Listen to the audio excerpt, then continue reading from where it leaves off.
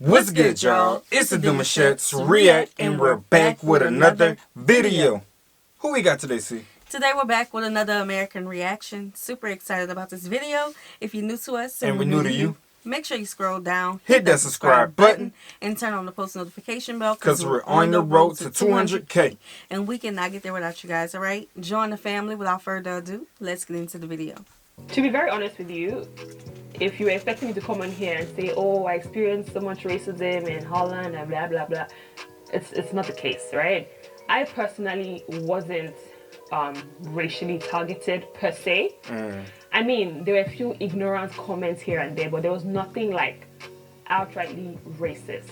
And for the most part, you kind of take everything with just like good spirits. For instance, if I was excited to go back home to Nigeria for like summer or Christmas or something, they can just come to me and be like, oh my gosh, you're going back to Nigeria? What's it like there? Do you guys wear clothes? It's like, no, we just walk around naked. And that reminds me of one incident where I was in class and I had this phase of, like, my parents didn't allow me to wear makeup in school, but I had this phase where I just really always wanted to be like, you understand? So I had foundation on. Back in the day, just foundation out the door. It's like, what the hell were we doing? Anyway, so I went to school with foundation and I had accidentally touched my face and then I touched my book. Obviously, the paper is white, okay? So my makeup kind of rubbed off onto the piece of paper and someone sat next to me and was like, oh my god, your color comes off? What? What? This has to be children. You know, Bruh. I can deal more with ignorant comments as opposed to... I don't know how to look at it, bro, because at the same time, it's like you ask a dumb question, you get a dumb answer. Do y'all wear clothes where you're going back? She's in Nigeria, right? Yeah. Do y'all wear clothes in Nigeria? She said, no. Like, you ask a dumb question, most likely you're going to get a dumb response back. And then the foundation with the makeup, like, I hope that wasn't from another girl who said that, because that would be weird. Like, it gotta be children. This has to be when she was young. Yeah. Okay. Like outrightly racist comments, which I personally have not experienced. I can't say that I've experienced outright racism. Moving to Holland straight from Nigeria, like cold turkey, it was hard at first. Like there was just a lot to take in, a lot to manage all at once. And I think there are a couple of things that I struggled with the most. And the biggest one for me was my hair. Okay. There was this Andrelon shampoo that was so popular, especially the one for blonde hair, and it'll come on TV and I'll just see how this blonde lady, her hair is blowing in the wind and she's like, yeah, and they're like, Andrelon shampoo. Like literally, I just felt like if I use Andrelon shampoo, my hair would be like white people's hair. Okay, like literally, as dumb as it sounds right now, that was my legit thought process. I was like, yeah, okay, well, her hair is really nice. Like, why is my hair so stiff? And that is why representation is important. Yeah, 100%. You know, I know a lot of times people, if a person make a complaint about something similar to this, especially online, people who don't understand will be like, oh, y'all just complaining, just something else y'all want. Yeah. No, this is something, she's speaking of the experience she had as a child. So imagine our children today. Right. With toys, with just an advertisement for an entertainment place. All that stuff really plays a big part of life in society. So that is why representation is needed. Now you hit it dead on the nail. I could say something that will really make this whole video go crazy, but I'm not gonna make mention of it. Because you're right, it's all about representation. What you see on TV, eventually you start to normalize it, especially if it's hitting a funny bone. You know what I'm saying? Or it's hitting an emotional side of you that makes you want to connect to the quality of the entertainment more. You know what I'm saying? Especially if it's like on a serious note, one of your favorite actors, like. Anything like that's going to make you want to get more involved with the person so you can be more like that in the future because you're enlightened by it. You know what I'm saying? Exactly. It's just that type of time, man. It's weird. Because as a child, I never saw natural anything for natural hair. Yeah. I always saw a relaxer, of course, and I at one time had a relaxer, and I remember when the Jerry curl phase came on, I had a Jerry curl, and I'm speaking of when I was young, you know, and of course we had a big movement here with the afros and stuff, but that was before our time.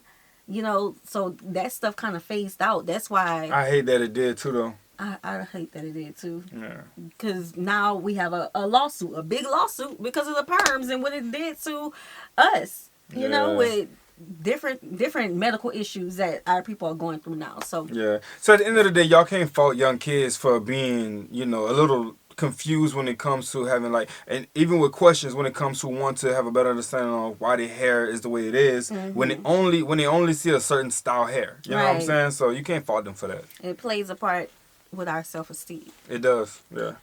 I was just like, okay, cool. If I use Andrelon shampoo, my hair will be long and flowy. She's trying to make it make and maybe sense. blonde. Right, I right. don't know if I ever imagined how I would be blonde, but Oh, bro, that yeah, picture she keeps the using. standard of beauty was completely different to It anything was. that matched my appearance, right? It's white, blonde, blue-eyed, tall, skinny.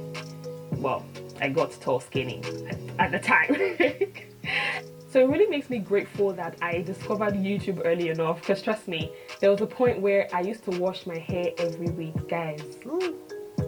African hair, wash every week. Like, what? And I would straighten my hair, bone straight every single week. And sometimes in between the week, if I felt Straight like, oh, my heat. hair isn't straight enough, I'll go back in. Fried hair, my people. Yeah. Fried It didn't hair, work. okay? And I always used to feel like, oh, why do I need to put grease or cream or hair moisturizer in my hair? So sometimes I wouldn't even put anything in it. I'll just straight away just flat iron my hair because I didn't want people to touch my hair and be like, oh, why is your hair so greasy? You know? So I just always wanted to fit in more with the way my hair looked, the way my hair felt. So coming in fresh, the way you express yourself is so different. Like, it's so different. Like for instance now, in Nigeria, if you're walking with somebody and somebody falls down, what do you say? Is it not sorry? Does my saying sorry mean that I'm the one that pushed you? Or let me set leg for you? You just say sorry, like, I'm sorry that happened to you. But every time I was like, oh, sorry, they're like, no, it's not your fault. Like, why are you saying sorry? And I'm like, because you fell down. So like those random things, like the way we express ourselves back home is so different to the way people express themselves there. One of the huge culture shocks for me was that when I meet people and we can chat for like hours, and then maybe I walk past you and you're with somebody else, Oh no. and I'm like, oh hi, like I feel like we connected, we talked like a whole hour, Oh and I no. just want to say hi and walk past, and then they're just like they didn't see you. Guys, till today I don't understand it. Like, I don't get it. Okay, if you understand. I don't get that one either. I don't know about that one. Oh no. So Y'all gonna have to let us know. Okay, so we have a whole conversation. You gonna forget about me? it didn't stick. Oh. It just never made an impact. That conversation wasn't an impactful conversation. It's not going. I'm not even saying not it being impactful, but to the point where it's like it wasn't no real foundation that y'all was creating. Because when the first foundation you create when you meet somebody is for namesake. Hi, I'm such and such. You're such and such. I'll remember that next time I come across you. You know what I'm saying? But y'all had a whole hour conversation and nothing stuck. Maybe it's like here, like our culture here, like we'll stop, have a whole conversation with a person, but really forget who they are after that. Maybe it's like that. I don't know. We talking about school though. Oh, We in the halls every single day. I see you. You know what I'm saying? Like I don't know about that one. I don't know. I don't know. Y'all let us know why. Mm. That one Please comment down below and let me know what exactly that means, because I don't understand it. She thought she had a Even friend. our neighbors, like we'll come out the house and we just want to say like good morning, bye. They would just be like, just like, you look so stupid. Just say good morning and get on ahead with your business. Like, it's not that deep. Do you get what I mean? If for whatever reason you had to even, like if you were in a hurry and your neighbor was trying to make conversation with you, you can literally just be like, oh, I'm sorry, I'm in a hurry, I gotta go. You can literally just say that and just go on ahead and do what you gotta do. It doesn't make any sense to me. Please explain to me if you understand. So yeah, personally, dealing with my skin tone or my skin shade, that was never an issue for me. Like, I never felt like I wanted to be a different race or a different color or lighter. Never. But I never really had a challenge with like, oh, why am I black or anything. Another thing that I felt like I struggled with was, in as much as I was okay in my skin, I mean, apart from the hair, I was okay in my skin, I felt like people didn't particularly feel the same way about me because the country is predominantly white, right? Yeah. And you're a minority, so you tend to feel like you need to prove to people that you're just like them, that you just look different, but you're just like them, right? I mean, So I she always said would you have to prove to people. And she's not necessarily wrong, because sometimes we blindly do that for our self-esteem and for like for the confidence that we carry every single day. Like just walking across or walking next to a person like every single day, you have to realize that this is probably the only black person they may come across within the next the month. representation. You know what I'm saying? their Within the next perception. month, I'm probably the only black person they're going to see. So I may not be viewed the same way how I view myself in the mirror, how you see me. You know what I'm saying? So I gotta stand out. I gotta still be represented in a way, not to be the it person or the go-to person, but just to be known that I'm in a room too, almost. You know?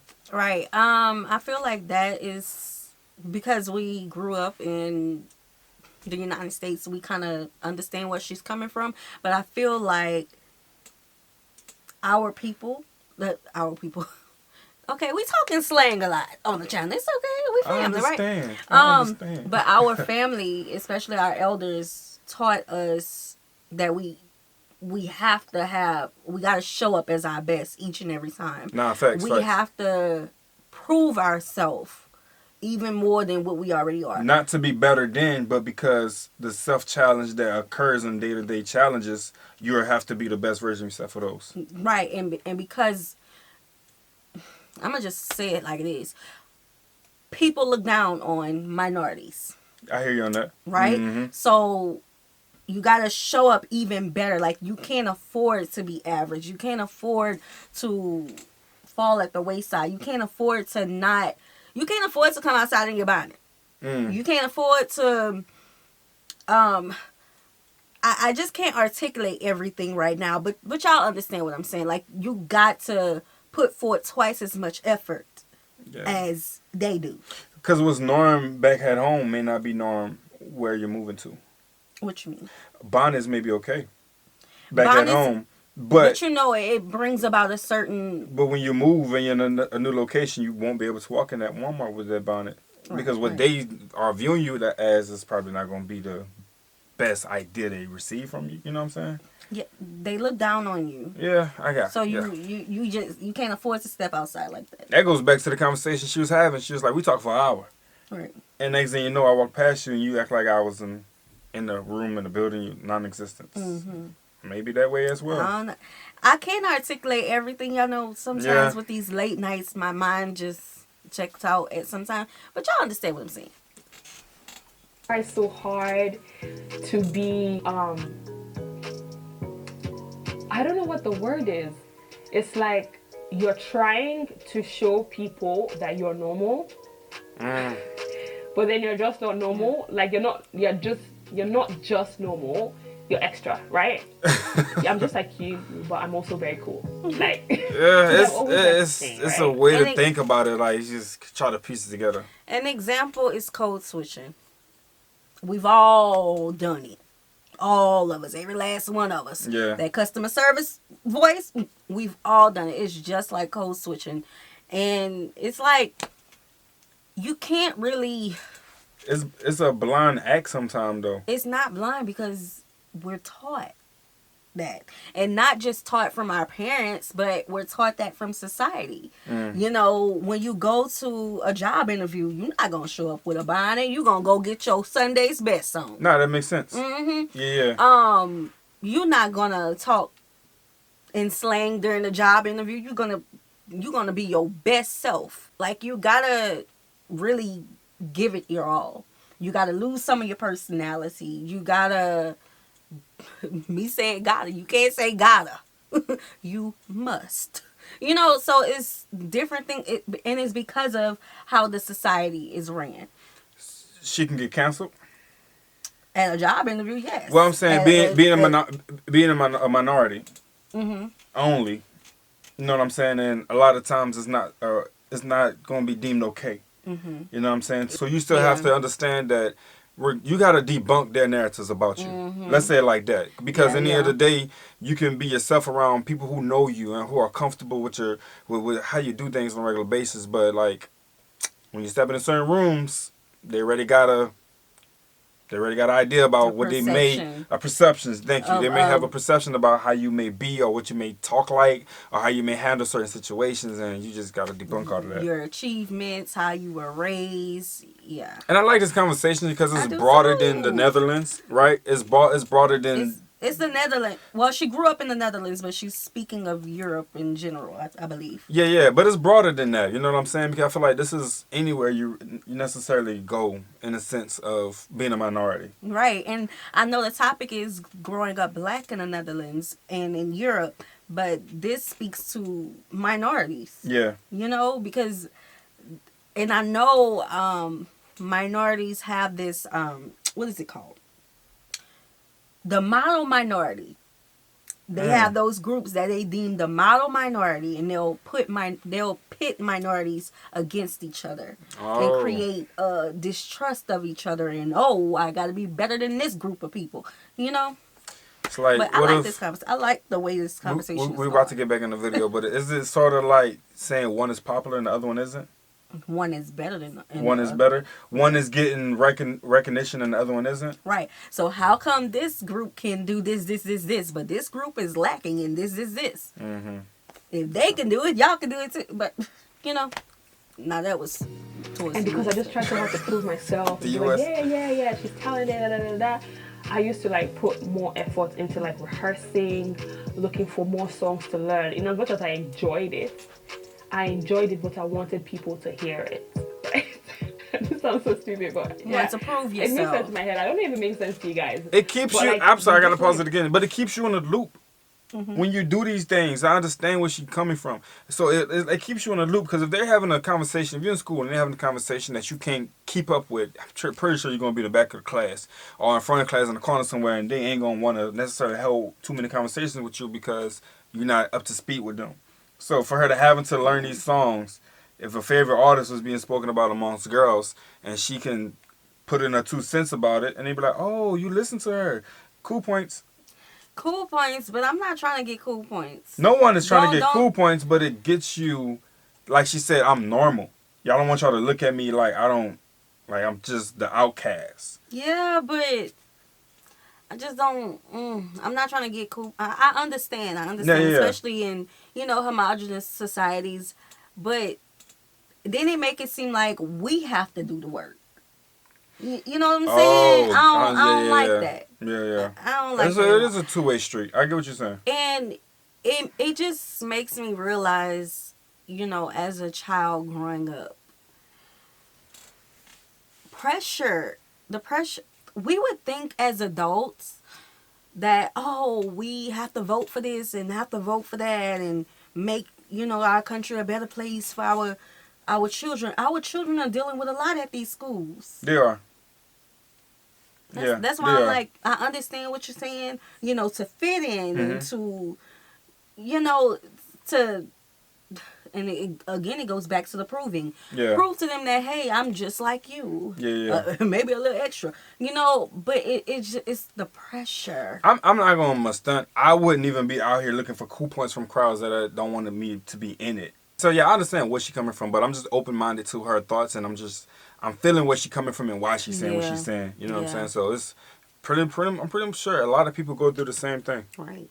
Give yourself to people that you're no different to them. And sometimes that can just be too much pressure for you as an individual, because sometimes self-acceptance in itself is hard. Okay, not everybody is able to accept themselves with everything that they come with. So then to have that and then to be struggling for people to accept you, it's like, it's just too much, okay? But one of the things I would really like to say is I'm so grateful that I discovered YouTube and hair tutorials early. Because I would have been a waste. It was YouTube that showed me that black people, we actually need to put moisture in our hair. You can't not just flat iron your hair every week and then not put anything in it to Oh, protect my it. mama. Because our hair is naturally dry, right? Even for relaxers, I used to relax my hair like every time I have braids and I take down my braids. Even if I had braids for two weeks or a month, I will straight ahead go and relax it.